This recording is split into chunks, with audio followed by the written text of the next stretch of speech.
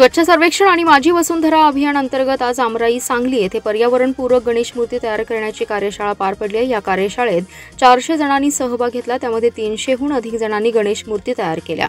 प्रत्येक वर्षी महापालिका प्रशासनाकडून गणेशोत्सव पर्यावरणपूरक साजरा व्हावा या उद्देशाने शाडूच्या मातीपासून गणेश मूर्ती बनवण्याची कार्यशाळा आयोजित केली जाते. यासाठी शाडूच्या मूर्ती बनवणाऱ्या मूर्तिकार वंदना सेवलकर यांच्या माध्यमातून सर्वांना गणेश मूर्ती कशा बनवायच्या याचं प्रशिक्षण आणि कार्यशाळेत दिलं जातं. महापालिकेकडून सलग 3ऱ्या वर्षी ही कार्यशाळेचं आयोजन करण्यात आले. आज अमराईमध्ये सकाळी 9 वाजता या कार्यशाळेला सुरुवात झाली. शहरातील अनेक गणेश भक्त, नागरिक, शाळा महाविद्यालयाचे विद्यार्थी, सामाजिक कार्यकर्ते, पत्रकार यांनी सहभाग घेतला. या 3 तासाच्या कार्यशाळेत एकूण 400हून अधिक गणेश भक्त सहभागी झाले होते. या सर्वांनी पर्यावरणपूरक गणेश मूर्ती तयार केल्यात. यावेळी आयुक्त शुभम गुप्ता यांनीही कार्यशाळेला भेट देत सर्वांचं कौतुक केलं. त्यांनीही या कार्यशाळेत सहभागी होत स्वतः गणेश मूर्ती बनवली आहे.